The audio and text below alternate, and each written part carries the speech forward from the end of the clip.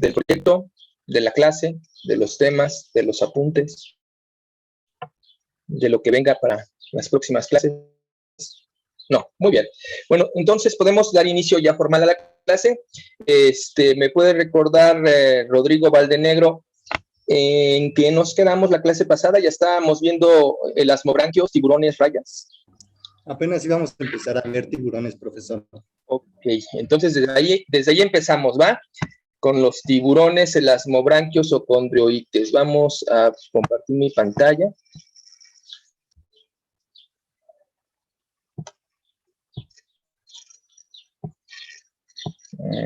No sé si me ven. ¿Qué pasó?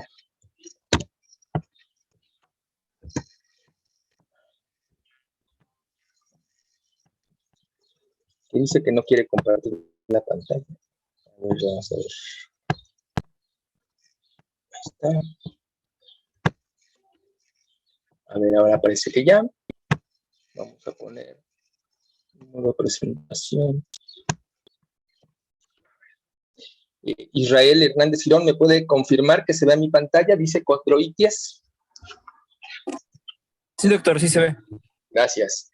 Bueno, entonces vamos a hablar de ese otro grupo de peces que es el segundo en cantidad, en biodiversidad. Recuerden que el grupo de osteoites, de peces óseos, es el más amplio. Más del 90% de los peces modernos y que han existido pertenecen al grupo de osteoicties. Hay grupos más pequeñitos, como ya vimos, los peces bruja, que son los peces sin mandíbulas, junto con las lampreas.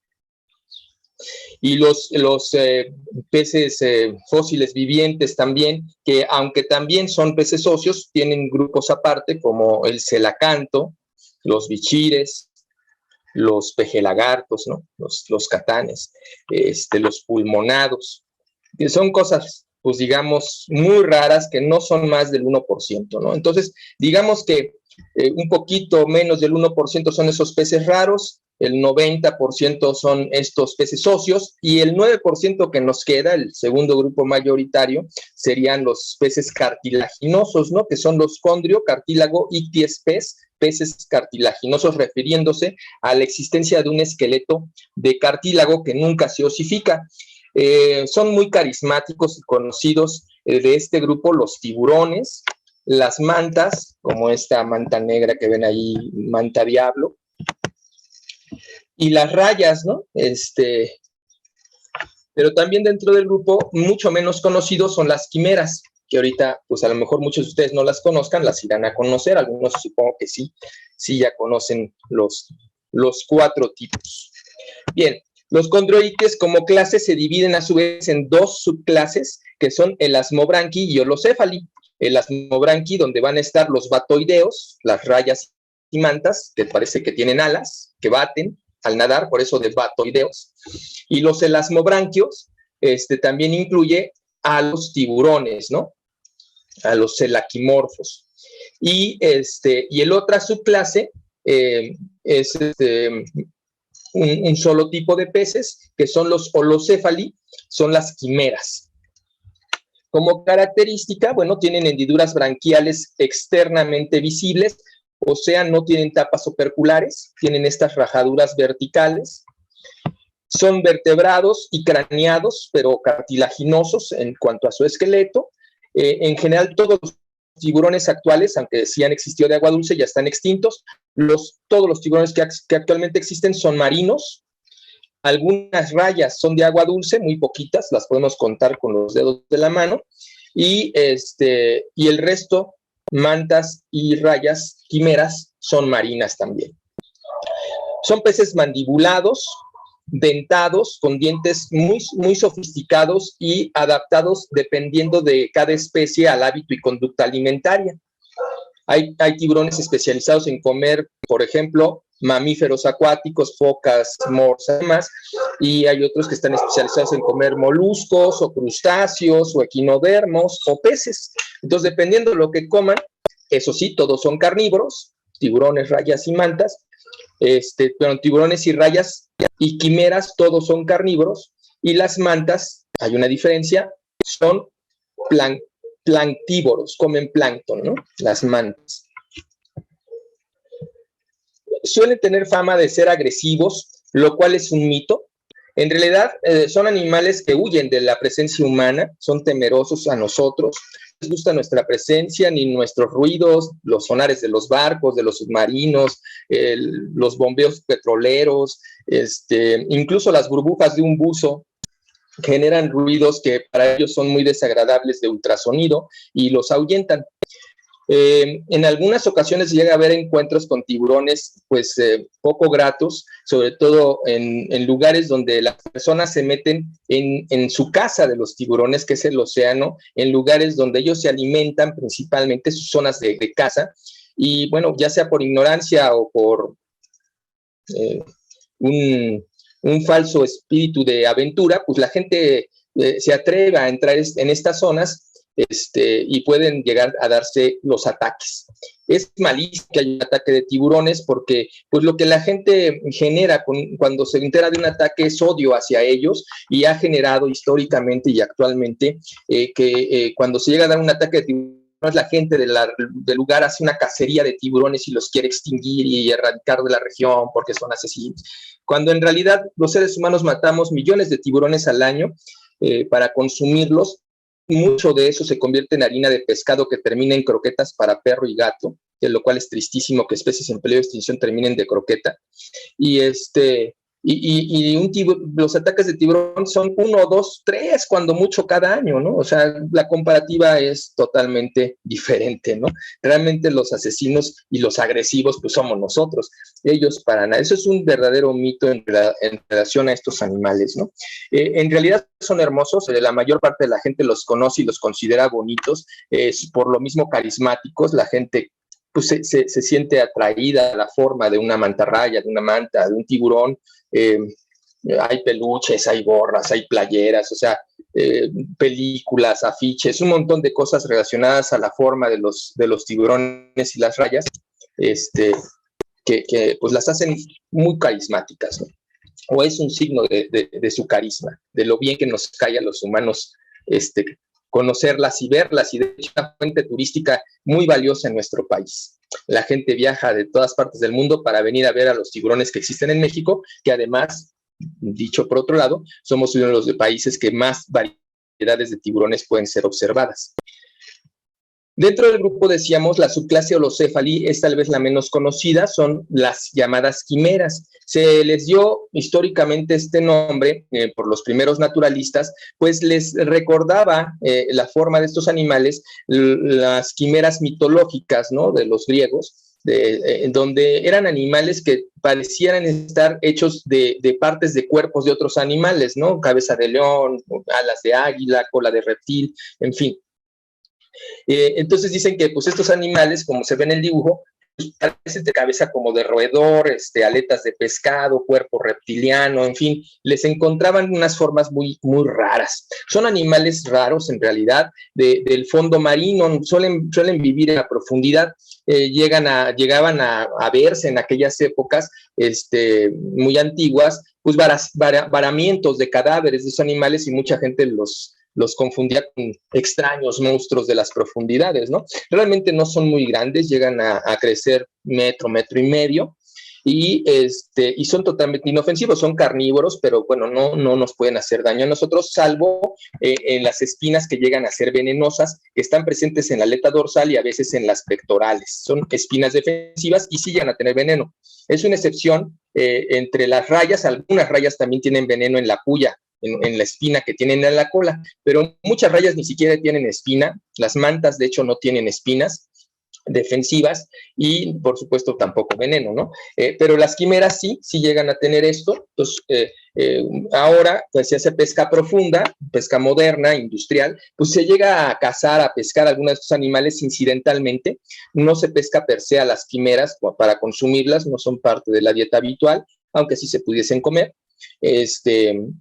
Llegan a salir accidentalmente en las redes de pesca profunda, y nada más hay que tener cuidado de, al manipularlas, pues no irte a lesionar con el aguijón venenoso.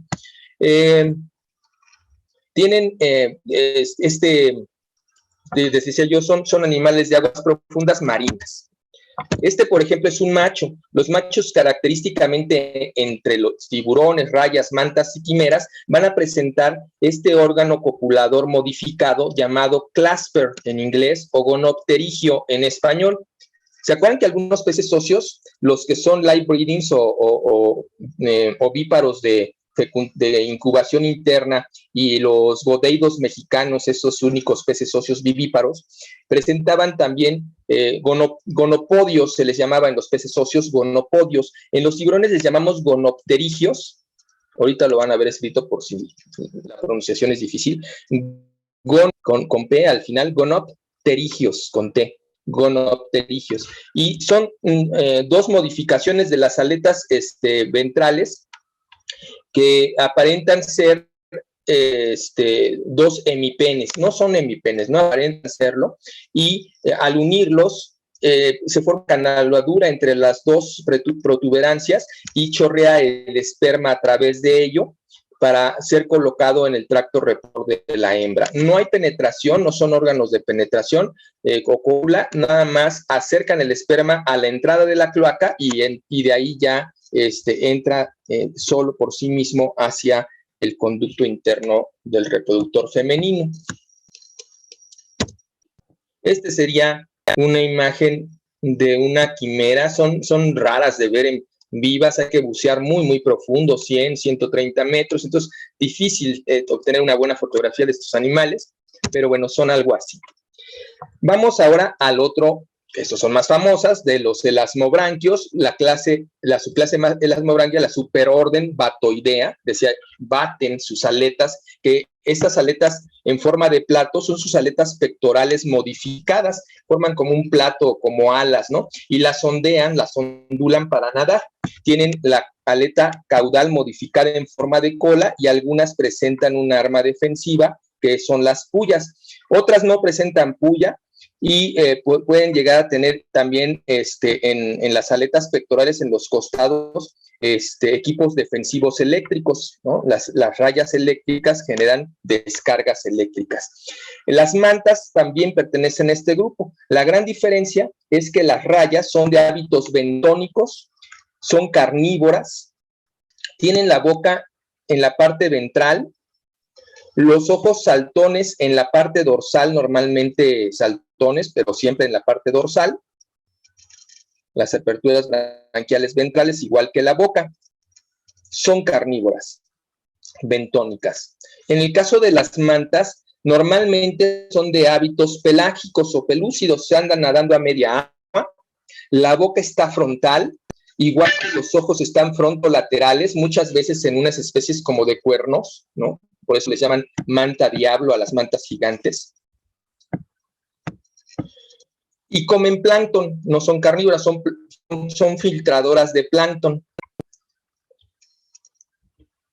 No tienen armas defensivas en la aleta caudal, que también tiene una forma prolongada como cola. También presentan aletas pectorales en la parte de atrás y en el caso de los machos, modificaciones en forma de claspers o gonopterigios con fines reproductivos, ¿no?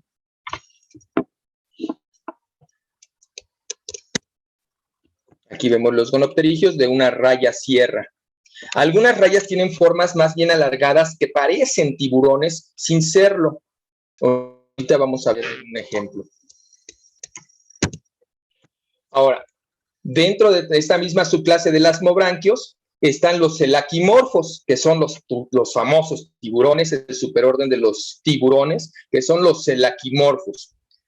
Ya lo dije, son marinos, actualmente todos son marinos, tienen este cuerpo alargado y cilíndrico generalmente, tipo torpedo, muy hidrodinámicos, aunque hay alguna excepción de tiburones que son de hábitos bentónicos de fondo, que no son pelágicos y no necesitan ser tan hidrodinámicos y prefieren por un camuflaje pasar inadvertidos.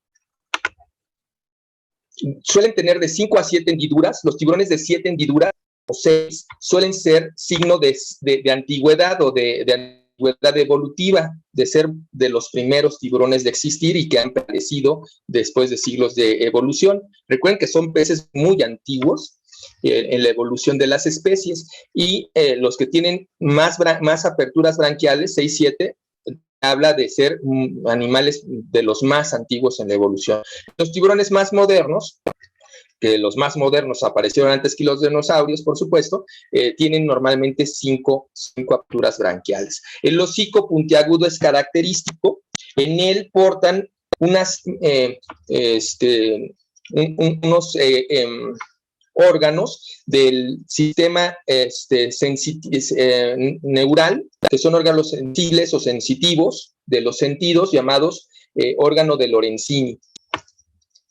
Estas ámpulas o órganos de Lorenzini se les reconoce como el séptimo sentido. Ya habíamos hablado que los peces tenían todos los sentidos que tenemos nosotros y un sexto sentido, que es la línea de poros sensoriales media que recorre los laterales del cuerpo, ¿no? Que también, por cierto, le llaman tacto a distancia, es el sentido de tacto a distancia. Bueno, las ámpulas de Lorenzini o órganos de Lorenzini que encontramos aquí en la trompa de los tiburones, pues puede ser arriba, abajo, enfrente, por todos lados tiene, ¿no?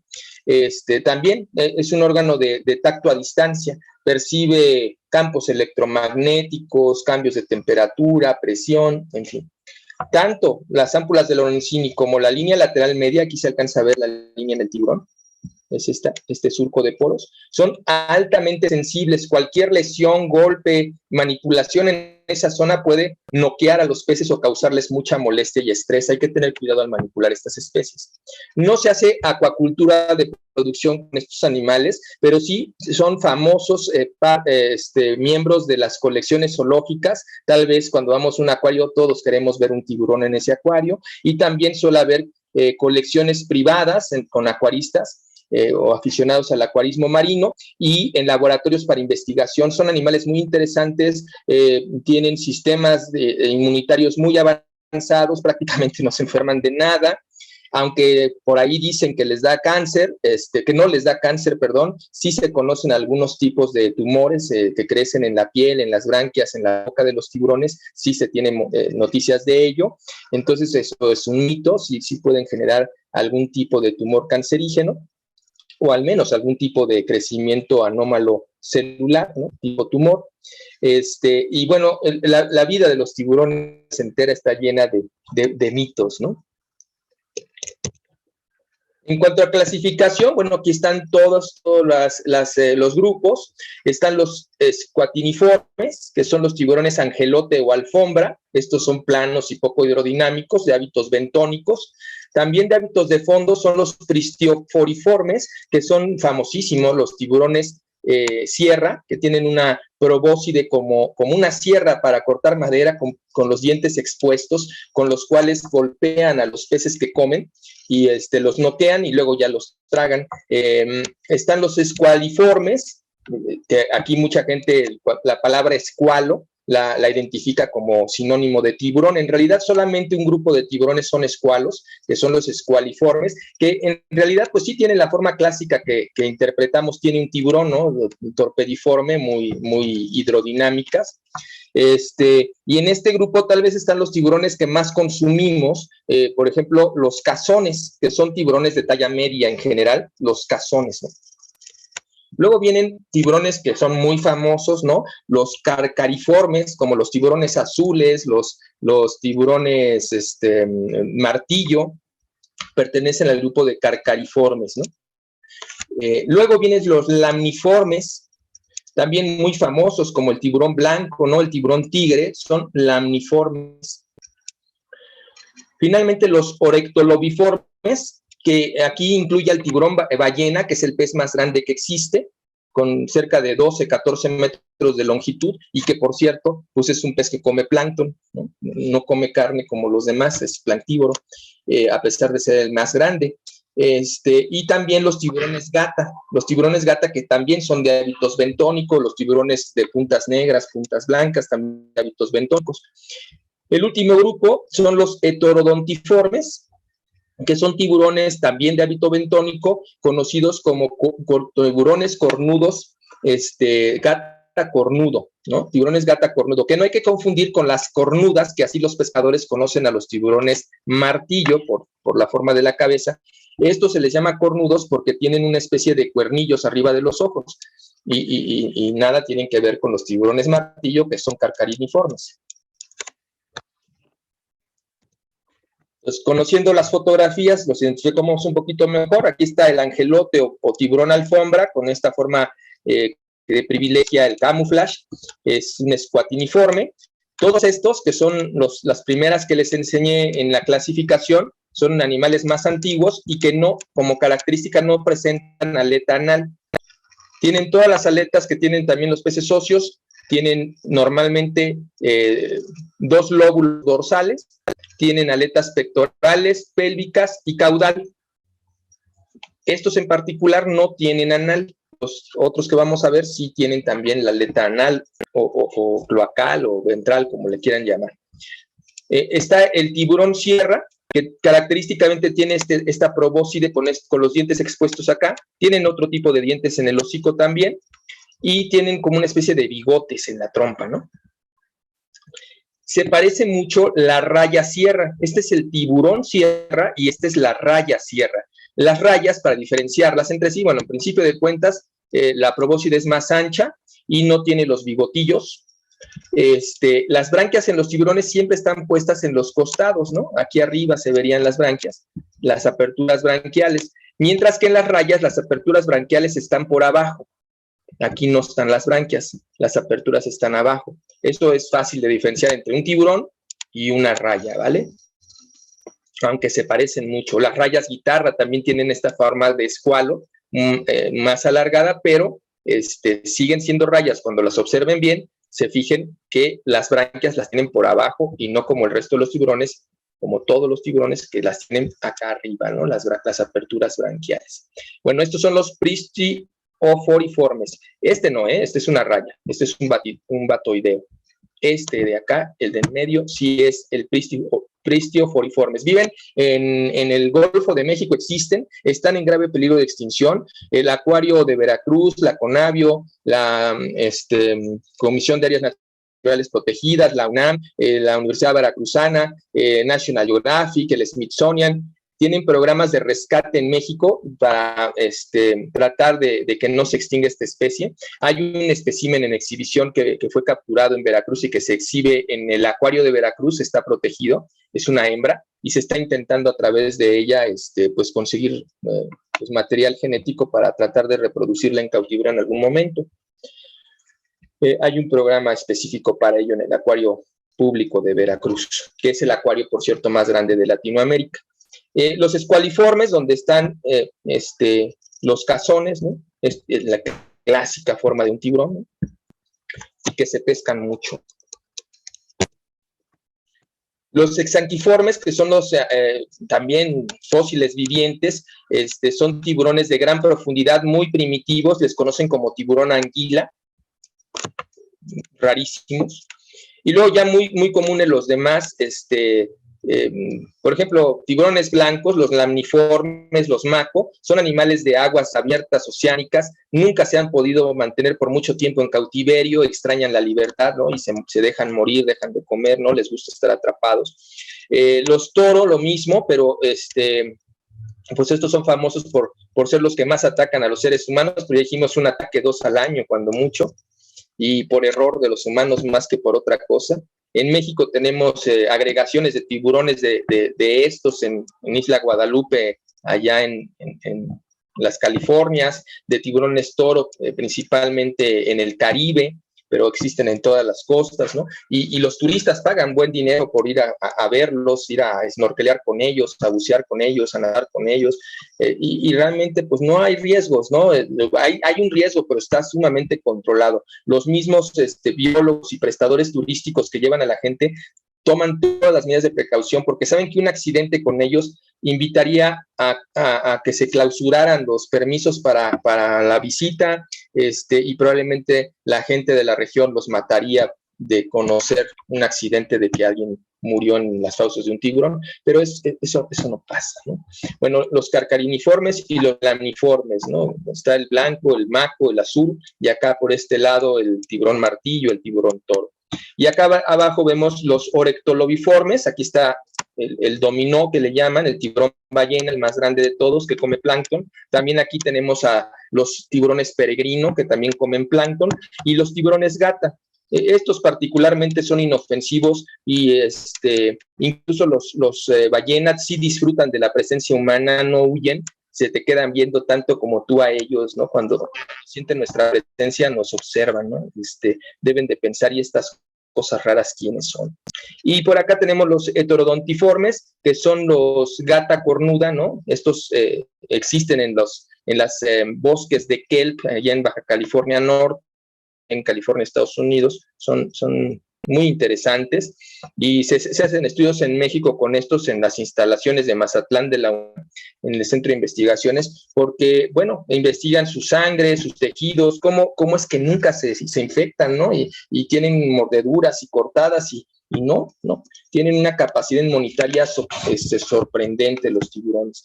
Y estos, bueno, hay agregaciones muy interesantes en Mar de Cortés, ¿no? Que también es una atracción turística, en el Caribe mexicano, en Holbox, en Isla Mujeres. Se agregan todos los agostos que llegan a comer, porque pues es la época en que los corales se reproducen y abunda el plancton y lo que comen ellos es plancton, ¿no? En el exterior, pues habría que repetir que tienen esa piel áspera, como lija, formada de placas dentadas, ¿no? Son escamas dentadas, muy hidrodinámica la piel, o sea, no se le pega el agua y permite un nado con menos rozamiento, muy hidrodinámico. Estos dientecillos viéndolos al microscopio, las puntas están viendo hacia atrás, hacia la cola, y acariciar un tiburón de cabeza a cola se siente lisito como de cristal, y de la cola a la cabeza se siente rasposo como una lija, ¿no? Los dientes son miniaturas idénticas a los que tienen en el hocico, curiosamente. Aquí vemos de un escualiforme, sus escamas en forma de cruceta, ¿no? Suelen tener esta forma dentada. En la base hay algunas células de la granulosa y algunas glándulas secretoras, sobre todo lipoides, que generan esta capa grasa que hace que el agua no se les pegue, que sean hidrofóbicas y permiten que el flujo del agua a través de su forma y de su estructura química haga que los tiburones sean tan hidrodinámicos al nadar. Además de la característica de la piel, pues algunos puntos importantes, las aletas, como les comentaba, normalmente 2 lóbulos dorsales, la aleta clásica del tiburón caudal, heterocerca, con esta forma en B, se llama heterocerca, suele estar soportada por una quilla a ambos lados, tipo cartilaginosa, que le da soporte a esta gran aleta. Algunos, como vieron, presentan anal, otros no.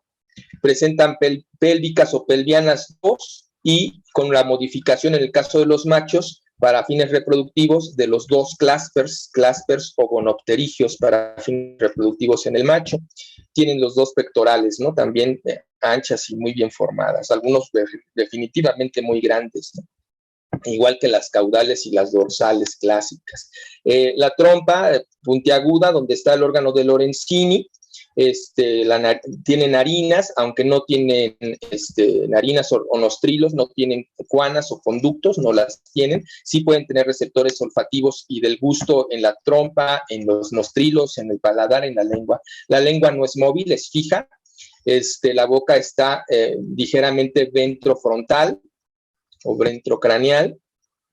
Presentan 2 ojos, uno a cada lado, 2 espiráculos, uno a cada lado, un poco hacia atrás del ojo. Algunas especies también presentan un pequeño orificio detrás del ojo o aquí arriba, que no hay que confundir con el espiráculo. Esos pequeñísimos orificios, si se alcanzan a notar, son conductos auditivos. No todos los tiburones y rayas tienen conductos auditivos, algunas sí lo presentan y están muy relacionados acá atrásito del ojo o acá arriba, preferiblemente acá arriba, es lo más común. Y los espiráculos están más cercanos a línea media y un poco más atrás de los ojos. También se ven los orificios un poco más grandes. En las rayas sí son definitivamente unos huecos enormes y están conectados hacia cavidad bucofaringea y permiten el flujo de agua a través de ellos y a través de la boca para facilitar el transporte de esta agua hacia la zona respiratoria branquial. Las hendiduras braquiales, como dijimos, laterales en los tiburones, ventrales en rayas y mantas. En la quimera debemos de decir que tiene las branquias abajo y a diferencia de todos los peces, solamente tienen un aparato branquial ventral. los tiburones, las rayas, las mantas y los peces óseos, todos tienen 2 aparatos branquiales, ¿se acordarán? Derecho y izquierdo. Las quimeras solamente tienen uno ventral. Los tiburones y las rayas 2 a los lados o ventrales, dependiendo, ¿no? Algunos, como vimos, tienen espinas defensivas. En el caso de los tiburones pueden estar, pero no son venenosas.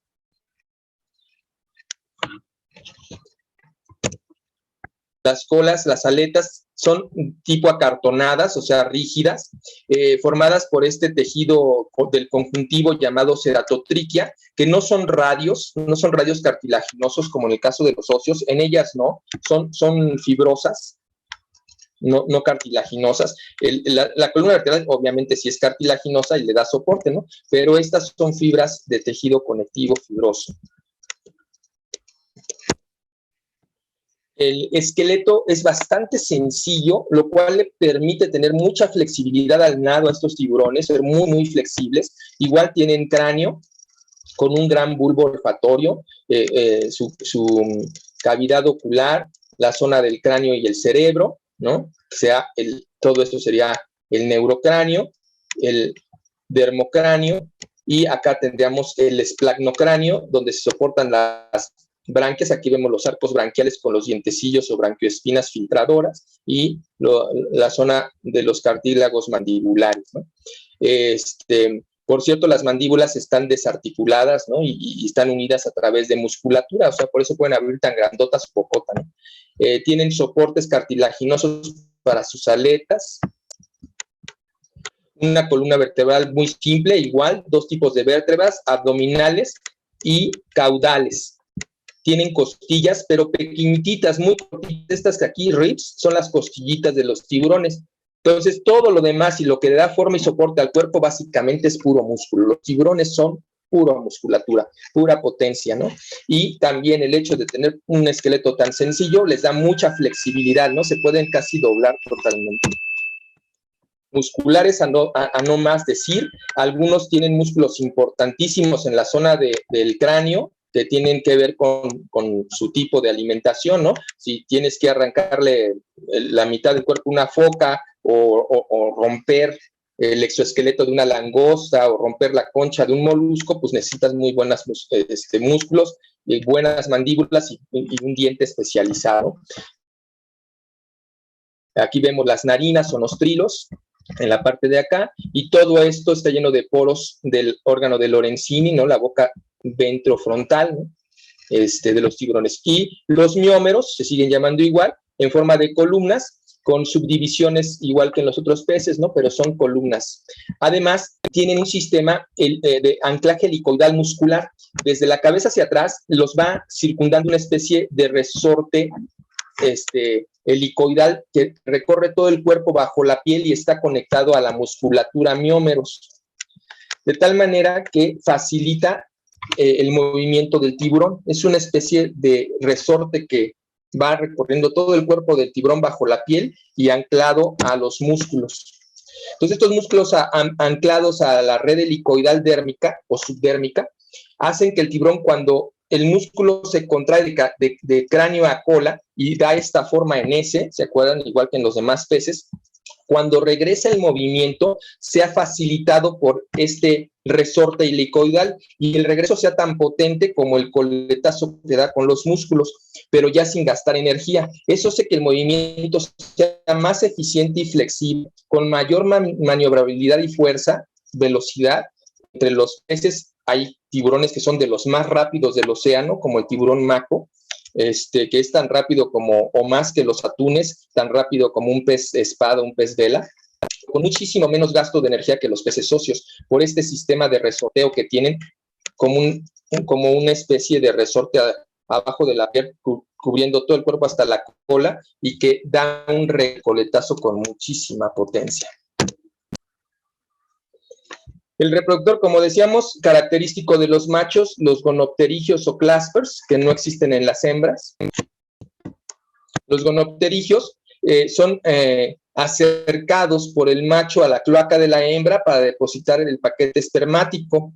Los machos muerden a las hembras en las branquias, por eso siempre las hembras traen muchas mordeduras. A veces la gente cree que es porque se pelean o algo así, pero no hay que romantizar el asunto, o más bien sí, porque lo que pasa es que es una mordida de cortejo. Los tiburones machos, de hecho varios, pueden perseguir a las hembras y les muerden en la zona de branquias, y eso genera que la hembra, cuando ya cede al macho, entra en una inmovilidad tónica, se queda como panza para arriba, y eso le permite al macho, que normalmente es más pequeño, acercar sus gonopterigios a la cloaca de la hembra y depositar el paquete espermático con fines reproductivos. No todos los tiburones tienen grandes gonopterigios como los que presenté antes. Hay tiburones que los tienen más pequeños, y este sistema de reproducción, pues evidentemente les permite el acercamiento a la cloaca de la hembra. Internamente los testículos y los ovarios, que están muy cranealmente, ¿no? Prácticamente aquí está el corazón, que como saben en los peces está muy cercano pues al cráneo, es lo primero que está dentro de cada cilómica, luego sigue el hígado y el estómago. Bueno, en los tiburones los testículos o los ovarios se encuentran hasta allá, muy cranealmente y pegados a la parte de arriba de la cavidad, ¿no? Dorsales. Y abajo de ellos quedaría el hígado y el estómago. Luego tienen conductos seminíferos o conductos deferentes que llevan a unas vesículas seminales que están ya cerca de la cloaca. Cada testículo tiene su conducto y llegan a la vesícula seminal, y ahí se almacena el semen para después eyacular. En el caso de las hembras tienen 2 úteros por separado, están separados y terminan uniéndose en un conducto ovopositor en el caso de las ovíparas, o en un conducto de parto en el caso de las vivíparas. Viéndolo en el dibujo, esta sería la posición supracraneal de los ovarios, y aquí está la posición de los testículos, los conductos deferentes espermáticos y el saco espermático o vesícula seminal, que se encuentra ya muy cerca de la cloaca. En el caso de la hembra, los oviductos llevan a los úteros separados, y de ahí los conductos de ovoposición o parto hacia la cloaca.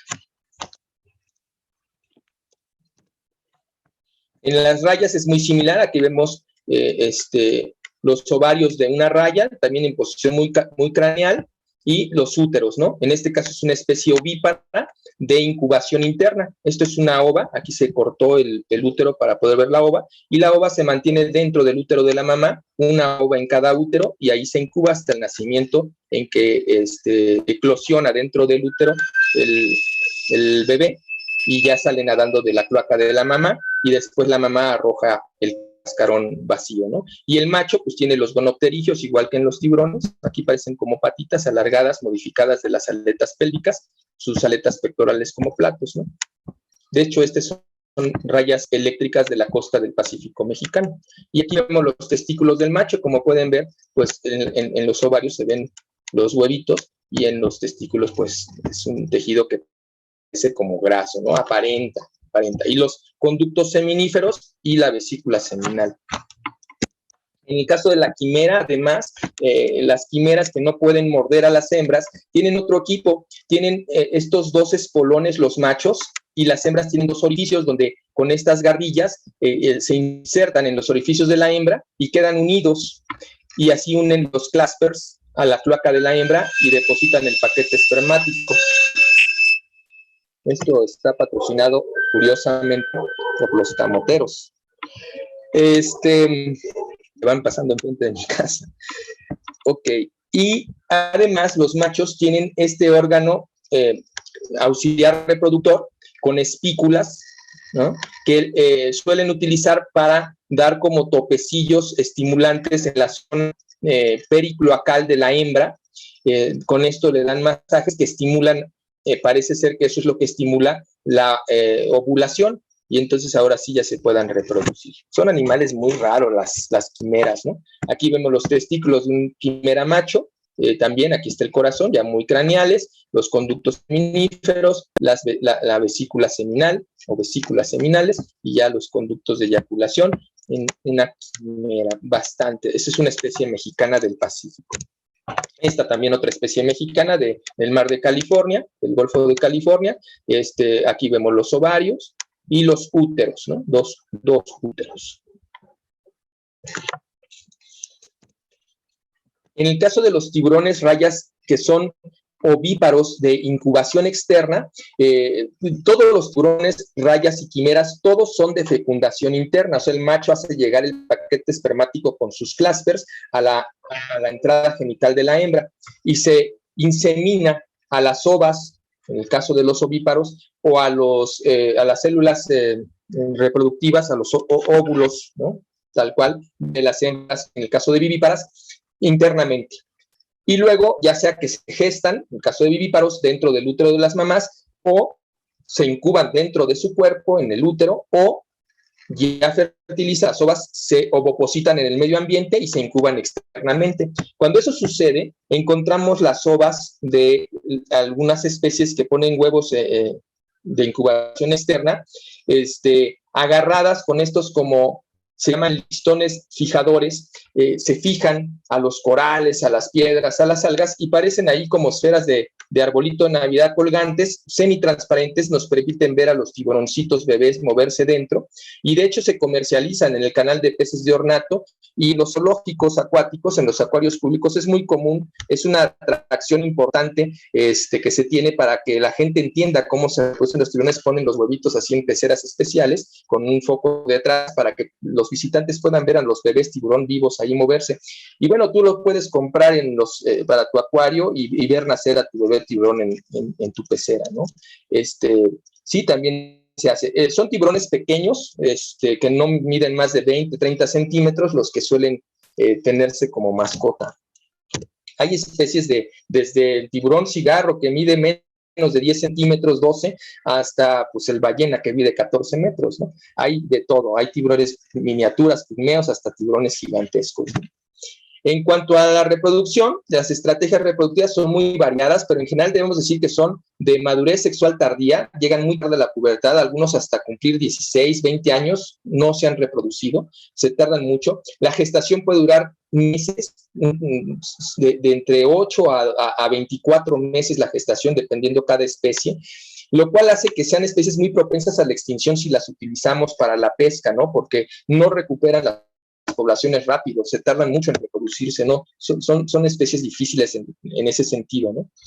Hay ovíparos de incubación interna, como ya decía, hay ovíparos de incubación interna, hay vivíparos que tienen placenta, o sea, esos tiburones presentan cordón umbilical y por lo tanto ombligo. Si ves un tiburón que tiene ombligo, ya sabes que es un tiburón que nació vivíparo placentario. También hay vivíparos, pero aplacentarios, no tienen placenta, tienen cada uno su propia saquito vitelino. Hay vivíparos aplacentarios que nadan libremente dentro del útero de su mamá cuando ya están en fase de feto y comen dentro del útero de la mamá. Los que son vivíparos aplacentarios y que se alimentan dentro del útero pueden generar o cometer oofagia, también llamado matotróficos, que eso quiere decir que se comen a los óvulos que su mamá va liberando. Entonces la mamá sigue ovulando en el proceso de gestación, digamos, y el feto se come a los óvulos que la mamá le va dando de desayunar, ¿no? Se come sus huevitos estrellados todas las mañanas, bueno, todo el tiempo, comen óvulos. Otros, esto es bastante raro, de hecho nada más una especie se tiene reconocida que lo hace, tal vez haya más, pero no se sabe todavía, pero una especie sí se conoce que tiene el fenómeno de adelfofagia. Son vivíparos aplacentarios, o sea, no tienen placenta ni ombligo, nadan los embriones libremente en el útero de la mamá y el primer embrión que se desarrolla y tiene la capacidad de alimentarse se come a los hermanos. O sea, cometen canibalismo intrauterino. Eso es la adelfofagia. Eso lo hace el tiburón tigre de arena del Mediterráneo, de la zona de África y Europa, en el Mediterráneo. También de repente hay algunas poblaciones en la costa atlántica de África.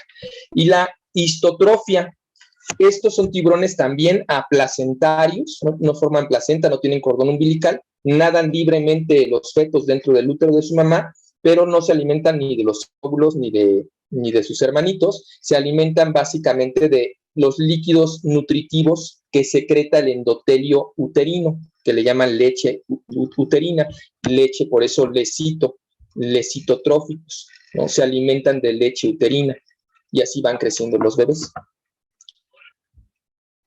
Y algunos, bueno, como les decía, tienen su propio saco vitelino, ¿no? No tienen ombligo, traen su saquito vitelino como los peces óseos y de ahí se van alimentando dentro del ambiente uterino, ¿no? Hay, entonces, entre los vivíparos hay todas estas posibilidades y estas entre los ovíparos, ¿no? Aquí vemos les llaman sacos de sirena a las ovas de rayas y tiburones de este tipo. Vemos un saco de sirena de una raya con sus listones fijadores, aquí con listones fijadores, pero además esta forma de tornillo es clásica de la ova de un tiburón cornudo de California, ¿no? De los bosques de Kelp, del gata cornudo. La hembra nada a media agua, dejando caer las ovas como bombas, y al ir cayendo van con la punta girando hacia abajo y se atornillan entre las rocas, ¿no? Entre los fondos marinos, y ahí ya se incuban, son de incubación externa, fertilización interna, fecundación externa. Y aquí vemos unas bolsas de sirena de tiburones bambú del sureste asiático que se comercializan mucho como mascota. Luego vemos acá una endoscopía del útero de una tiburón limón, que es vivípara placentaria, tienen ombligo, tienen cordón umbilical sus bebés, y aquí vemos el ojito de un bebé dentro del útero de su mamá en la endoscopía, y aquí vemos un ultrasonido de un tiburón tigre, vivíparo adelfofágico o fágico, ese que se come a sus hermanitos por canibalismo intrauterino. Aquí ven su carita del bebé, igualito al de su mamá, nada más comiéndose a los hermanitos. Aquí está precisamente él, o ella, no lo sé, comiéndose a sus hermanitos más pequeños, ¿no? O los otros fetitos y embriones son el alimento preferido. Y al final, pues esta tiburona va a tener 1 o 2 hijos, ¿no? Al año, que maduran por casi 12 meses comiéndose a sus hermanitos, cada uno en su propio útero. Entonces nace uno por útero, porque todos los demás hermanitos que pudieron haber nacido, pues fueron parte de la comida de él o la ganona, ¿no? El primero que tiene la etapa de alimentación, se come a los demás. Aquí vemos la placenta y los tiburones limón con su ombligo unidos a ella, dentro del útero de su madre, son vivíparos. Estos son tiburones tigre tropicales, las famosas tintoreras, y aquí vemos cada uno con su saco vitelino dentro del útero de la mamá. Aquí se cortó el útero y ahí están todos, ¿no? Unidos dentro del útero de su mamá. Y aquí el nacimiento de puntas negras, que es pariente del tiburón limón, también es vivíparo con ombligo, ¿no? Naciendo. Aquí sí es vivíparo placentario. Aquí vemos la placenta y un montón de tiburones unidos con su ombligo, los huevitos tipo tornillo de alguna especie de gato cornuda, y aquí la clásica bolsa de sirena de un tiburón bambú. Aquí vemos al bambú naciendo de su ova a una raya, aquí con sus aletitas dobladas, nace y ya empieza a aletear, naciendo de su ova, y aquí al tiburón gata cornuda, aquí están sus cuernitos arriba de los ojos, naciendo de su tornillito, de su huevo con forma de tornillo, y aquí vemos el parto por pasos de un tiburón limón, saliendo del cuerpo de su mamá y rompiendo su cordón umbilical. Entonces, a resumidas cuentas, rayas, mantas, tienen una muy, muy baja fecundidad, ¿no? O fertilidad. Las móbulas, por ejemplo, las rayas gigantes, las rayas mantas diablo, tan carismáticas y también una fuente de turismo, de aventura muy importantes en nuestro país, pues llegan a tener 1 a 2 crías cada 2 años, ¿no? Esas son muy malas para reproducirse, pescarlas es extinguirlas, ¿no? Y así muchos de estos animales, los rinobatos, que son estos tiburones martillos, algunas especies de martillos, los isuros oxirrínculos, tiburones maco, son realmente animales que se reproducen muy lento, muy, muy poco prolíficos, y eso genera que pues estén en grave peligro de extinción la mayoría de las especies. Zephyria es también, el lewitis, el martillo gigante, también se reproducen, tal vez un poco más en comparación a los demás tiburones, pero muy poco en comparación a las demás especies de peces.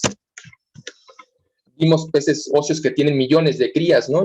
O miles de crías al año, y aquí pues estamos hablando de, en el mejor de los casos, decenas. y en el peor de los casos, 1 o 2 crías por año, ¿no? Es muy poquita la capacidad reproductiva. En cuanto a estructura interna, hay que resaltar que no tienen vejiga natatoria.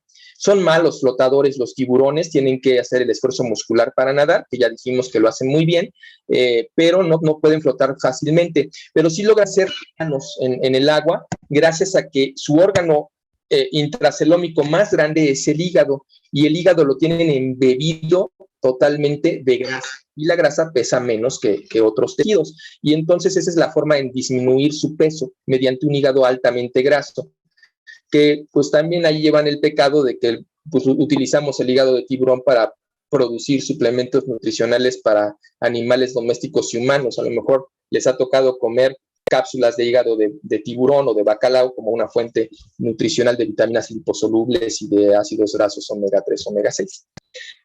En general, la carne de tiburón es muy mala, nutricionalmente hablando, está rica en urea. Los tiburones regulan la ósmosis interna con esa piel que es, no deja pasar fácilmente el agua, ¿no? No por presencia de mucus, es una piel seca, pero sí por esa característica placa dentada que disminuye el flujo de agua a través de ella, pero también concentrando en grandes cantidades sales de urea en la carne, urea en los tejidos. Entonces realmente la carne de tiburón huele y sabe un poco amoniacal, un poco a orines, ¿no? Nutricionalmente hablando no es buena, y como son top de la cadena trófica, pues acumulan toxinas marinas por kilogramo, están llenos de mercurio, ¿no?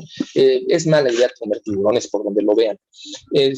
Bueno, no hay vejiga natatoria, en esta posición estarían testículos y ovarios, muy dorsocraneal dentro de la cavidad celómica, el riñón un poquito más atrás también dorsal, y igual que en los demás peces, tiene un riñón craneal hematopoyético, aunque no es el principal órgano hematopoyético. En general hay otros órganos más importantes. El riñón craneal de los tiburones es más bien secretor, o sea, produce hormonas, y la parte posterior, igual que en los óseos, es excretor, produce orina. Tienen cloaca, allá va el reproductor, el urinario y el digestivo, obviamente.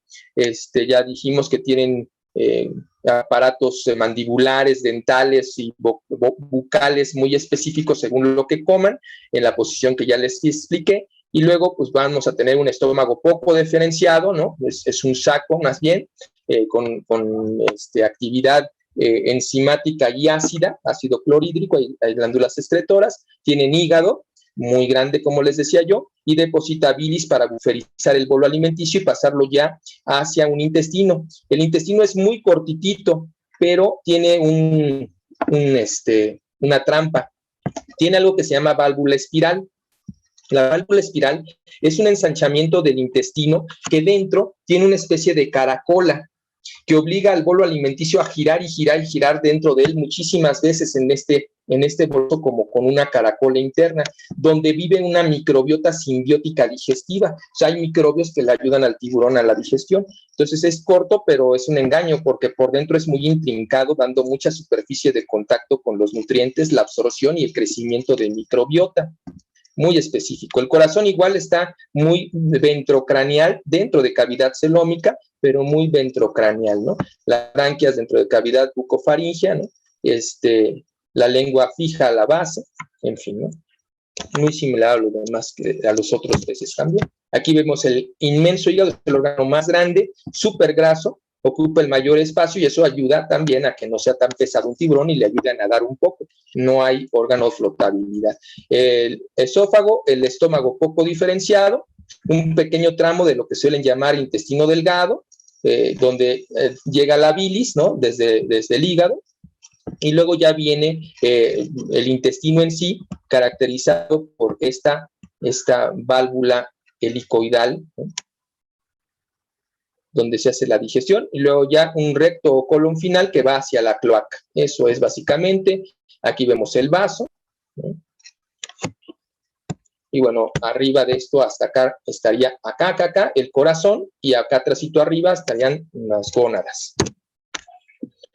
Los dientes están especializados, hay muchísimas formas para capturar pequeños peces, para romper conchas de crustáceos, para rasgar la carne de una foca, hay de todo un poco, ¿no?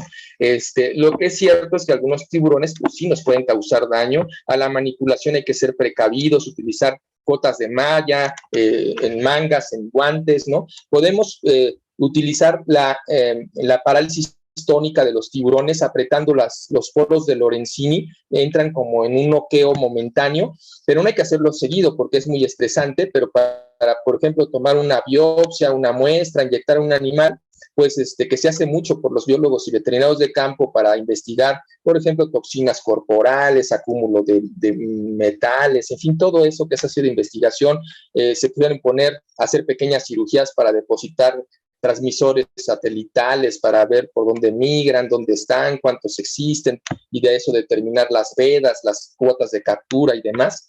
Todo eso es en los biólogos de campo especializados en esto, ¿no? Y a veces los sacan momentáneamente del agua, les aprietan la trompa un poquito y se quedan paralizados y ya te dejan trabajar. Pero traten de no manipular demasiado la línea lateral media y los órganos de Lorenzini, y tener mucho cuidado porque algunos pues sí te pueden arrancar un dedo, unas manos o la pierna completa, ¿no? Equipo de protección siempre, y trabajar el ego, no pensar que a ti no te va a pasar. Aquí en este esquema podemos ver en este dibujo. Aquí se muestra el espiráculo, que tiene fines respiratorios para hacer fluir fácilmente el agua hacia las branquias, ¿no? En los animales planctívoros muy desarrolladas las branquioespinas que pasan el alimento ya hacia esófago y estómago. Luego empieza el intestino y aquí está la válvula espiral que les comentaba, ¿no? Al final también tienen, o suelen tener casi todos, una glándula rectal que lubrica la parte final del intestino para, aquí se eliminan sales y otras sustancias de desecho y ayuda a lubricar para el excremento, ¿no? Y ya sale por la cloaca. Aquí está un desecado real de una válvula espiral intraintestinal, como son como pliegues donde el alimento va girando dentro del intestino en contacto con la microbiota digestiva y la absorción, ¿no? Es un tejido altamente absorbiente de nutrientes. También se liberan sales extras y líquidos hacia la luz intestinal, como haría el colon en nuestro cuerpo, pero tienen esta forma. A veces yo cuando la veo pienso un poco en el librillo, esa parte del rumen de una vaca que nos comemos en la pancita.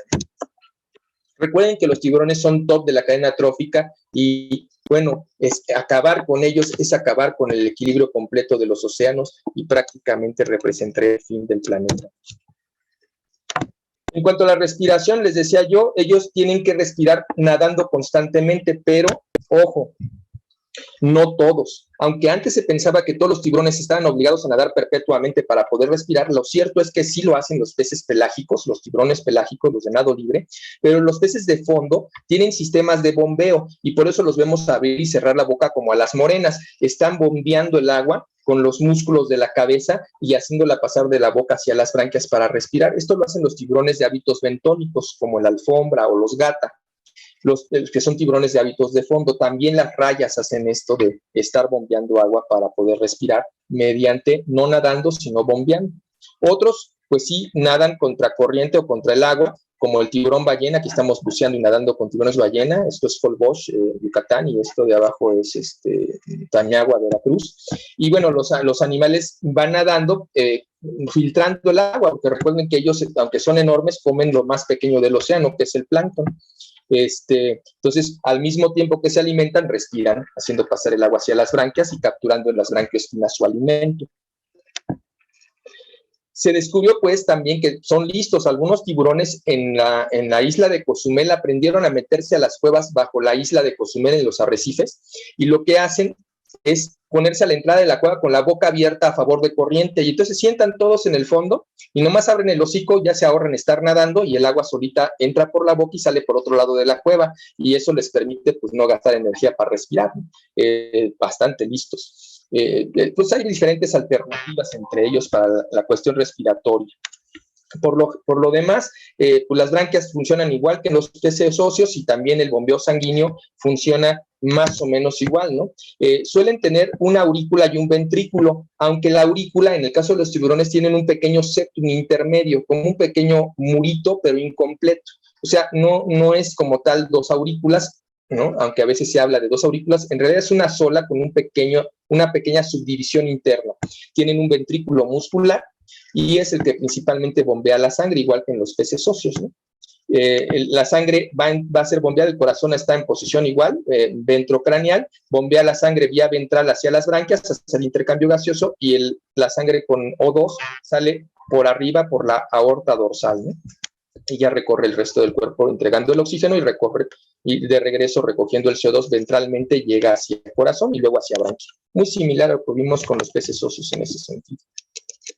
Los órganos hematopoyéticos, decíamos en los tiburones el riñón no es tan importante, son principalmente el vaso, hay un órgano llamado gonadal que está cerca de las gónadas, y un órgano de Leydig. Ojo, hace rato alguien me preguntaba si este órgano de Leydig tenía que ver algo con las células de Leydig en el testículo. No, son cosas totalmente diferentes. Coincidencialmente los apellidos son homónimos, pero son diferentes personas los que descubrieron el órgano de Leydig hematopoyético en los tiburones y el que describió las células de Leydig dentro del testículo que producen testosterona. Son cosas totalmente diferentes. Los tiburones, eso sí, también tienen células de Leydig en el testículo y producen kilos de testosterona. Son puro músculo y pura agresión los tiburones, ¿no? Pues son cazadores.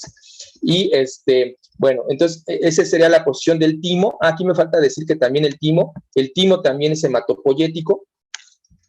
El órgano del Leydig, que está aquí muy relacionado con la zona cardíaca, el vaso, y cerca de las gónadas tienen un órgano llamado órgano gonadal que secreta hormonas y también produce células sanguíneas, glóbulos rojos. En cuanto al sistema nervioso, otra vez, los sentidos es lo más importante. Los tiburones tienen los 5 sentidos que tenemos nosotros: gusto, olfato, en el rostro, en las narinas, en el paladar, y el tacto, ¿no? El tacto cercano en la piel y a distancia, que serían el 6º y 7º sentido, que son la línea sensorial media de los laterales y los órganos de Lorenzini en la trompa. Pero además tienen una excelente vista muchos tiburones. Otros son totalmente ciegos porque viven en la oscuridad perpetua del fondo marino, como el tiburón de Groenlandia, que incluso un parásito vive en su ojo y lo deja ciego a temprana edad y vive con su parásito el resto de su vida ciego, ¿no? No le importa, vive en la oscuridad bajo el hielo, no pasa nada. Tiene otros órganos de los sentidos más desarrollados. Pero muchos tiburones que cazan con la vista, o sea, ven a su presa y la persiguen, requieren muy buena vista, como el tiburón blanco, como el tiburón toro. Tienen buena vista, ¿no? Ojo, el tiburón toro llega a atacar a la gente porque le gusta cazar en aguas turbias y a veces la gente se llega a meter a nadar en aguas turbias, lo cual es un verdadero error, nadar en desembocaduras de río donde existe el tiburón toro. Ahí es donde se pueden encontrar sin querer queriendo, y el tiburón, sin mucho afán, te prueba y te escupe. No les gusta a los humanos, pero pues ya la mordida te la dio y eso es peligroso. Entonces, algunos tiburones de estos que tienen muy buena visión, tienen mejor visión que nosotros, ven más colores que nosotros, ultravioletas, infrarrojos, tienen más desarrolladas la retina con más bastones y más conos que les permiten identificar mejor distancia, forma, color. Son de hábitos diurnos este tipo de tiburones, algunos de hábitos nocturnos, tienen excelente visión nocturna algunos de ellos, dependiendo del hábito, ¿no? Algunos presentan membrana nictitante, este tercer párpado que sirve como limpiaparabrisas del cristalino, sube y baja. No tienen párpados, no cierran los ojos, lo que pueden abrir y cerrar es la pupila para dormir o descansar. Cierran la pupila y es como cerrar el párpado, abren la pupila. Hay mucha luz, cierran la pupila. Les falta luz en la noche, abren totalmente la pupila. Hay pupilas horizontales, verticales o redondeadas, ¿no? Hay de todo un poco entre las diferentes especies. Tienen algunos también músculo retractor del ojo. Si son observadores y han visto documentales, algunos tiburones al atacar a la presa desaparecen el ojo dentro de las cuencas oculares, lo voltean dentro con un músculo que lo retrae. Esto lo hacen para proteger el ojo, porque un pez ciego, un tiburón ciego, definitivamente prácticamente deja de poder cazar. Es importantísimo ver a las presas para poder atacarlas. Entonces, a la hora de atacar, retraen el ojo hacia atrás y eso evita el daño, ¿no? El ojo de los tiburones. Buena visión. Aquí están los órganos de Lorenzini. Entonces, todo el rostro, arriba, abajo, está lleno de estos pequeños poros. Por dentro, aquí está la superficie de los poros, por dentro son estas como ampollas que están llenas de aceites, que son muy sensibles a los campos electromagnéticos, ¿no? A los cambios de temperatura, salinidad, presión. Incluso se dice que detectan los campos electromagnéticos de la Tierra, funcionan a manera de brújula para marcar rutas migratorias con muchísima exactitud, ¿no? Los tiburones martillo, con esa forma de martillo que tienen en la cabeza, son los que más abundantes poros contienen, y eso les permite buscar a sus presas entre el fondo marino como un detector de tesoros, ¿no? Estas están conectadas directamente al sistema nervioso central a través de axones neuronales, ¿no? Llegan al cerebro, y también la línea lateral media está interconectada a ellas y llega también ese órgano que es el sexto sentido de los tiburones, es del tacto a distancia, la línea lateral media, y el séptimo sentido, que sería el órgano de Lorenzini o ámpulas de Lorenzini. Aquí vemos otra vez las narinas o rostrilos. En este tiburón tiene como una especie de, parece una jotita, con un colguijo ahí. Aquí vemos los órganos de Lorenzini en la parte de arriba del rostro de este tiburón. Y también algunos tiburones presentan lo que llaman poros endolinfáticos, que funcionan a manera de conducto auditivo. Son conductos inundados bien aceitosos, que forman al final tres túbulos principales, donde se encuentra el sentido del oído del tiburón. No tienen huesecillos, lo que hace el aceite es vibrar y así transmite la información sonora al cerebro, y el cerebro la decodifica. Y también adentro de ella, el aceite permite el balance y posición, o sea, es el centro del equilibrio o vértigo, igual que el oído de nosotros, ¿no? Que nos mareamos cuando se nos inflama. Pero ellos no tienen huesecillos, ellos tienen aceites y conductos para obtener audición, balance y posición en el agua. Distinguen sonidos que nosotros nos distinguimos de baja frecuencia, perdón. Normalmente los orificios de audición de los tiburones están aquí arriba, aunque algunos tiburones los tienen muy cerca del ojo atrasito, pegaditos, como en el tiburón blanco, ¿no? Y ya adentro tienen los órganos auditivos, pero frecuentemente los vamos a encontrar en la parte de arriba. Hay que diferenciarlos con los orificios de los espiráculos, que son un poquito más grandes, ¿no? Y normalmente están más mediales, o sea, atrasito del ojo en medio, y estos están más dorsales. Si es que están presentes, porque hay especies que no tienen conductos auditivos, están cerrados, aunque sí tienen el oído, pero no hay salida al medio ambiente, como en los peces óseos que no tienen conductos auditivos, pero sí tienen los huesecillos auditivos, ¿no? Los otolitos. Los tiburones no tienen otolitos. Aquí está la línea lateral media, que les decía, tienen correlación con estos órganos de los sentidos a distancia, como es el de Lorenzini en la trompa, y se conduce hacia el cerebro también todo lo que los poros sensoriales medios. Estas son las zonas más sensibles de los tiburones y los peces, y de los tiburones en particular esta. Hay que evitar manipular ahí o golpear o molestar a los tiburones ahí, porque es muy, muy molesto, muy doloroso, muy estresante. Incluso entran en esta parálisis tónica, ¿no? Del estrés, se contraen, todos sus músculos se quedan tarados. Puede servir un poquito para tranquilizarlos en lo que pones el marcador satelital, o a veces el abdomen para poner el marcador, porque hay marcadores que van intraabdominales y otros van en la aleta o anclados a un costado. Así se ve internamente, los poros están conectados a los poros externos de la piel y luego a estos órganos neuronales, ¿no? Con forma de bulbos neuronales, varias neuronas, y van conectados ya a columna vertebral, ¿no? A médula espinal. ¿Alguna duda sobre tiburones, órganos de los sentidos, órganos especializados? Como se dieron cuenta, pues fue una revisión rápida, pero traté de que identificaran los órganos que son definitivamente únicos, ¿no? En ellos, como el órgano digestivo espiral, el órgano de Lorenzini, la línea lateral media, la función de los retractores, músculos retractores del ojo, párpado niquitante, espiráculos, que mucha gente pues desconoce esta anatomía de estos animales tan interesantes. ¿Dudas, no? Bien. Vamos a continuar entonces ahora un poquito hablando de lo importante que es la capacitación de veterinarios, productores, técnicos y demás a partir de nosotros, los veterinarios y los biólogos. Sí, dime, Jacqueline. Entonces, lo que dicen de que si te llega a atacar un tiburón o algo así, les des una patada o un golpe en la nariz, ¿es por esa línea media? No, pues no creo que te dé tiempo de darle una patada ni nada. Un tiburón... No, yo tampoco, pero eso dicen. Para empezar, para que te ataque un tiburón, el principio es que no va a pasar. O sea, yo he buceado con tiburones, bueno, tengo 2 años que no buceo con tiburones, pero prácticamente cada año vamos 1 o 2 veces a bucear con diferentes tipos de tiburones. Tengo 20 años haciéndolo y a nadie de los que van conmigo, y mira que somos muchísimos, más de 500 personas hemos llevado a bucear con tiburones y nosotros mismos, y la gente con la que vamos que bucea diario con tiburones, los guías regionales, nunca ha habido un accidente. Y bucean con las especies que tienen más mala fama, como son el tiburón martillo, el tiburón toro, el tiburón tigre, el tiburón blanco. No va a pasar, ¿no?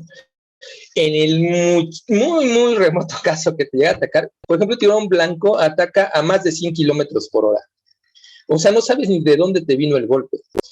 Golpea un animal que pesa 400, 600 kilos. Es un toro, una bestia enorme, ¿no? De 4 a 6 metros. Llega a la velocidad de un torpedo. Te golpea. ¿Vas a tener tiempo de darle un golpe? Y después de un golpe, de que te atropelle un carro de 400 kilos, 600 kilos, te atropella a 100 kilómetros por hora, el golpe te va a noquear, o sea, vas a perder el sentido en el momento de que te muerda y ya estás muerta. No va a pasar. Si llega un tiburón toro y te muerde en una pierna, ni te vas a dar cuenta. Si estás, por ejemplo, en desembocadura de la laguna de Nichupté en Cancún, que yo no sé por qué los turistas carajos se meten a nadar ahí, son tontos, hay letreros que dice cuidado con los cocodrilos. De hecho, es más frecuente que ahí ataquen cocodrilos y se lleven a los turistas que andan ahí baboseando en la laguna de Nichupté, entre la salida hacia la playa de Cancún. Atrás está la laguna, y ahí hay muchísimos cocodrilos y seguido se comen a los gringos, ¿no? Pero son necios, hay letreros que dice cuidado, cuidado con los tiburones, con los cocodrilos, no se meta, y hay otros a la entrada, a la desembocado, peligro, tiburones, ¿no? Y la gente va y se mete ahí donde están los letreros, o sea, ya es necedad.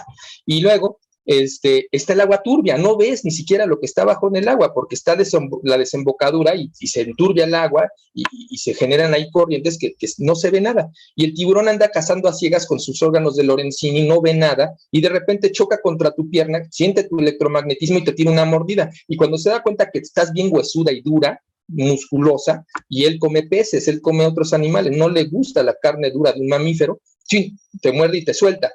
Claro que el hocico, pues mide, que te gusta, 40 centímetros y está lleno de dientes, y al morder cabecea y es como una sierra, corta eficientísimamente, ¿no?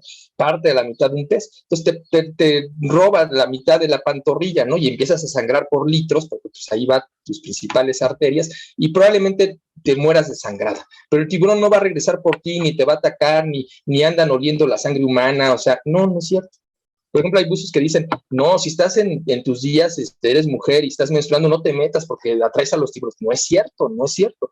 No te metas a bucear porque cuando estás perdiendo sangre, tienes menos capacidad respiratoria y pues el buceo tiene mucho que ver con tener capacidad respiratoria para respirar del tanque que traes en la espalda, y entonces te acabas muy rápido el aire y y es riesgoso porque acumulas mucho nitrógeno en esos momentos. Estás, digamos, hemoconcentrada, un poco deshidratada porque estás en tu periodo, pero no tiene que ver con que el tiburón ande oliendo sangre humana, no, esos son mitos, ¿no? Son mitos. También venden, por ejemplo, y hay gente que lo compra, repelentes para tiburones, ¿no? Y la gente se los unta o se los pone así cuando va a snorkelear. No sirven de nada, o sea, el tiburón le da lo mismo. No sirven, son una estrategia de ventas que yo creo hacen rico a alguno, pero no, nada que ver, no, nada que ver. Lo que realmente no les gusta son los sonidos. Entonces, por ejemplo, para fotografiar vida submarina, lo que hacen los buzos es utilizar un sistema que no genera burbujas. El sistema se llama sistema cerrado y respiras el aire del tanque y al exhalar, en vez de que salgan burbujitas, el aire sale a un tubo donde se captura y regresa al tanque, pasa por un sistema de filtro de bicarbonato y ahí se absorbe el CO2 y regresa el oxígeno que no, recuerda que somos muy ineficientes, ¿no? Y el oxígeno que no utilizaste regresa al tanque y lo vuelves a respirar. Se llaman recirculadores y no hacen nada de ruido. Las burbujitas al reventarse en el agua generan ultrasonido que tú o sea, no te importa, no te molesta, pero a los peces les suena eso horrible en sus sistemas auditivos y se espantan, se retiran. Entonces, las fotografías de vida submarina, esas tan padres que se dan los acercamientos y la persona está a centímetros del tiburón y el tiburón se deja ver, tocar y todo eso, es porque no genera burbujas. En otros casos, allí en Cozumel, y es donde atraen a los tiburones, echan carnada, pero no es sangre humana, es sangre de pescado, ese sí le gusta, ese sí le atrae, y entonces echan la carnada, y de hecho está reglamentado, solamente 2 tiendas de las 10 y tantas, 17, creo que tienen 14, creo que tienen el permiso de llevar turistas a ver tiburones toro, solamente 2 tiendas tienen permiso de dar carnada, y son los que atraen, y ya los demás nomás van sin carnada, y hacen ruido. Entonces llevan una como maraca de metal, como una cápsula de metal, con una canica de metal adentro, y empiezan a hacer abajo del agua el ruido, talán, talán, talán, talán, talán, talán, y ya los tiburones están acondicionados, porque saben que los que echan carnada hacen el ruido, talán, talán, talán, talán, talán, y echan la carnada, y entonces ya ellos ya se acercan. Ya después se fueron acostumbrando, son tiburonas, son puras hembras y todas están panzonas gestantes. No atacan, son súper nobles. Y cuando ya entras, aunque no lleves carnada, ya nomás les hacen el ruidito con la campanita, talán, talán, talán, talán, y ellas ya tienen en su cerebro, ahí viene el chef, y se acercan, te dan una vuelta, te visitan, ahí están 15, 30 minutos contigo, se dan cuenta que no les vas a dar de comer nada y se van. No hace nada. Así que, pues no, no te va a dar tiempo de pegarles. Si deciden morderte, nada, nada, ¿no? Ahora, hay tiburones, por ejemplo, como los gata, que no te andan queriendo morder, pero la gente es bien tonta y los agarra porque los ven súper tranquilos, y el tiburón se defiende y te puede tirar la mordida, y lo malo es que sus dientes son como ganchuditos, y una vez que te muerden ya no te los puedes quitar, y entonces la gente dice que les golpeas en la cabeza, en los órganos de los orines, y lo único que hacen ellos es morder más duro, ¿no? Y no se pueden, pobrecitos, no te pueden, se pueden desatorar. Hay que matar al tiburón, descabezarlo y prácticamente írtelo quitando por pedacitos de la piel para que te suelte, ¿no? La mordida, el tiburón gata. Son animales que hay que respetar, ¿no? Igual las rayas, ¿no? Las rayas, la gente de repente entra a las playas así brincando y saltando, ¿no? En Baja California, donde hay muchas rayas en la orilla entre la arena, no se ven, y la gente salta, le caes una encima y te pica, ¿no? Pues es dolorosísimo, no te vas a morir, pero te va a doler horrores y se te va a infectar y vas a terminar con antibióticos por semanas, horrible, una pésima experiencia que te pique una. Pero ¿qué pasa, por ejemplo, con el cazacocodrilos, ese australiano famoso que lo mató una raya? ¿Qué necesidad tenía de abrazar a la raya, sacarla del agua para sacarle la foto y que la vieran los niños, sus hijos, y que te maten enfrente de tus propios hijos y les dejes ese trauma? O sea, es terrible, ¿no? Eso es lo que genera el ego malentendido. No se tocan. Lo padre es verlos, no molestarlos, no acercarse a sus zonas de cacería, a sus zonas de limpieza. No, hay que respetar. O sea, a mí no me gustaría que alguien viniera a mi casa y se metiera sin permiso, comiera de mis platos, ¿no? Tocar a mi esposa, a mi hija. No, pues no, yo respondería, ¿no? No soy Will Smith, pero algo tendría que hacer, ¿no? Los tiburones no están ahí para atacar, no va a pasar, no va a pasar. Ahora, vas a surfear en medio de tiburones blancos y te pones encima de tu tabla y empiezas a aletear como foca en la superficie, viene el tiburón blanco y te ve y dice, ¡hay una foca! Y se agarran nadando a 120 kilómetros por hora y ¡pum!, ¿no? Parte la tabla en dos, el surfista pierde una pierna, ¿no? Se ha noqueado, y si no se muere por el puro trancazo, el tiburón no regresa por él. Ya no regresa porque se da cuenta que eso no es una foca. Lamentablemente para el surfista muy tarde. Sí, es que me refería un poquito más a si de ahí salió el rumor de que sí se les Podría pega. ser, sí, podría ser. O sea, es como los marcianos. Yo creo que es más probable que existan los marcianos que los tiburones cazahombres. Pero pues sí, de ahí pueden salir muchos mitos, ¿no? La gente tiene ese tipo de... Híjole, la ignorancia genera eso, ¿no? Genera eso. Especulación, mitos, y es muy peligrosa, ¿no? Para los tiburones ha sido muy peligrosa. Esa película de tiburón, pues tan famosa, ¿no? En los años 80, pues generó mucho daño a la especie, ¿no? Mucha gente odió a los tiburones, les tuvo más miedo de lo que ya se les tenía, por una cuestión hollywoodesca, y que nunca se midió qué tanto daño le iba a hacer a los animales. El problema, ahora no, ahora creo que la gente empieza a amar a los tiburones, ¿no? Y empieza a querer que existan, ¿no? Y ya no les tiene tanto miedo. Pero sí hubo un proceso en los años 80 en que la gente no quería ni meterse a la playa, ¿no? Porque tenía pavor a que le saliera un tiburón. Nada que ver, ¿no? Nada que ver. Son padrísimos, son muy bonitos, son importantísimos ecosistémicamente, y Es más fácil que te caiga un rayo, ¿no? A que te muerda un tiburón. Para empezar, pues los rayos caen cada año cerca de tu casa y no sé tú cada cuándo vayas a visitar tiburones.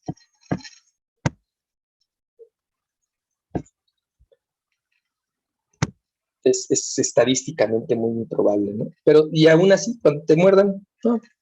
Cuando yo les doy clase a mis alumnos de buceo, que me toca darles clases de animales peligrosos, muchos hacen este tipo de preguntas, ¿no?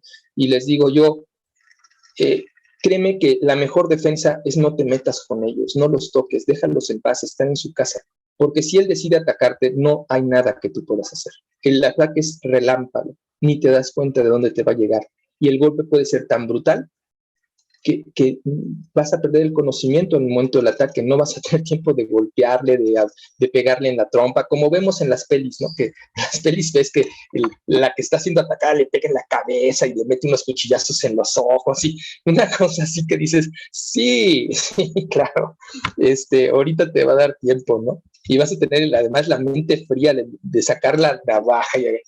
Los buzos a veces buceamos y llevamos una navaja, un cuchillo de buceo, ¿no? Que lo usamos, por ejemplo, para cortar redes o para cortar líneas que se nos puedan enredar, ¿no?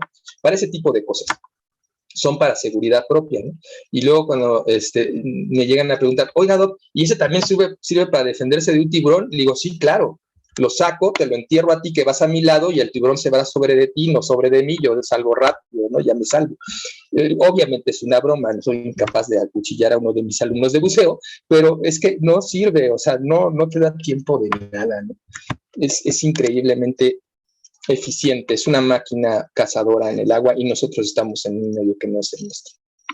Bueno, entonces, todo este tipo de cosas es parte de la capacitación que, bueno, yo como veterinario y otros que también nos dedicamos a esto, biólogos y veterinarios, hacemos con la gente, con los veterinarios mismos, estudiantes y profesionistas, con productores, ¿no? Aquí estamos dando capacitación a productores, por ejemplo, de carpa, ¿no? También hablamos de ecosistema. Recuerden que México es, como les decía, megadiverso. El 42% de nuestra diversidad marina está aquí en el Golfo de California, el 27% en el Caribe, el 15% en el Golfo y el resto en las costas del Pacífico sur mexicano, ¿no?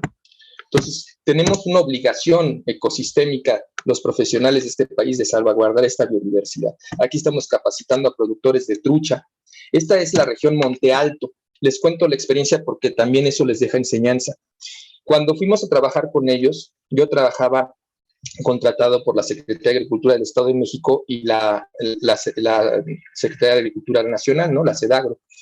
Y bueno, mi trabajo era capacitación técnica acuícola. Entonces les enseñaba a detectar enfermedades, a hacer necropsias, a hacer reportes, a implementar buenas prácticas, implementar POEs, implementar HCPs, sistemas de antisepsia, aseguramiento de la inocuidad,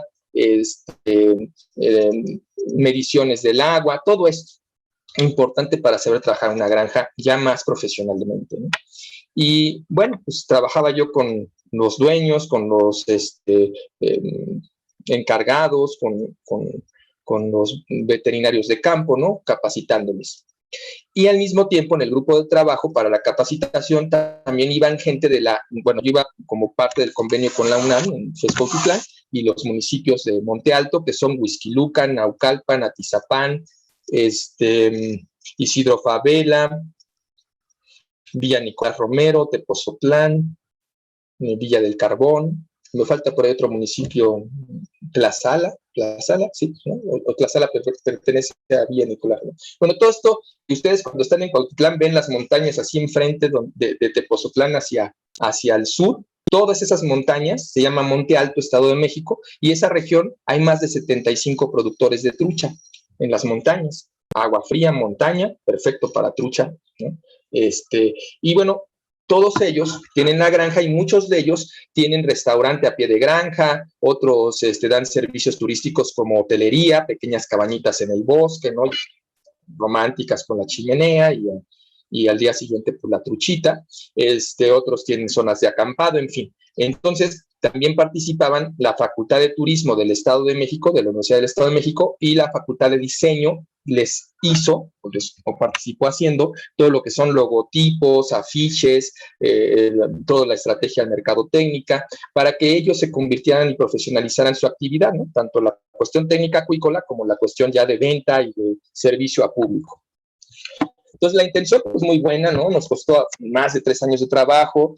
Primero, pues convencer a todos de trabajar en equipo. Ahí los mexicanos tenemos un grave problema, pero bueno, logramos juntar 2 grupos de trabajo de 35 personas, 70 acuacultores de los 75 censados le entraron. Formamos los 2 grupos de trabajo, les dábamos capacitación cada 15 días, clases de hotelería, clases de restaurantería, clases de veterinaria, ¿no? Bueno, de acuacultura, todo muy padre.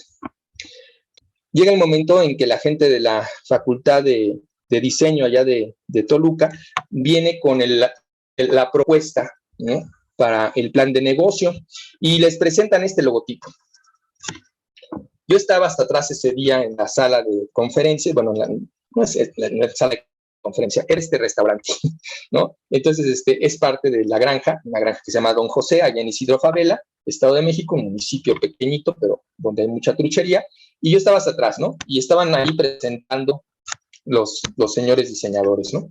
Y 2 chicas, 4 chicos de la facultad, ¿no? Profesores de la facultad, supuestamente expertos, pues, y presentando esto. Y yo empiezo a oír en la parte de atrás, ahí me he estado con los productores, que los comentarios empiezan a decir, ¿qué es eso? ¿Y esa mancha azul que está ahí, qué es? No manches, ¿y por qué está muerto el árbol? Tomen en cuenta que las truchas se cultivan en medio de un bosque lleno de coníferas, verde todo el año, que los árboles no se deshojan. O sea, sí hay árboles caducifolios, pero la mayoría de ellos son pináceas que son verdes todo el año, ¿no? Y eso es lo que ellos se sienten identificados, a un bosque verde y bonito todo el año, pues, ¿no? Y tú les presentas un árbol así, que ellos identificaban, según sus comentarios, con algo muerto, con algo desértico, que nada tiene que ver con la truchería, ¿no? Y luego empezaron a decir, oiga, ¿y por qué tiene un sopilote? Pues es que algo se murió, ya las bromas ahí en el salón, ¿no? Entre los mismos productores. Obviamente no entendían, ¿no? Y luego ya empiezan a preguntar, oiga, ¿y qué es esa mancha azul que está ahí? Ah, pues es una trucha, está saltando del río, ¿no? Que pues es representativo de ustedes. Oye, ¿por qué el árbol está muerto? No está muerto. Y entonces el sopilote, no es un sopilote, es un águila que evoca a alcanzar grandes vuelos y metas, y pues ya ellos empezaron a decir, no, pues es que nosotros no fumamos de esa, ¿no? Total que no les aceptaron su proyecto, su logotipo, ¿no? Dijeron, no, ¿sabes qué? Pues no nos gusta. Hicieron una votación y de los 70 presentes, pues básicamente 65 dijeron, no nos gusta. Se fueron.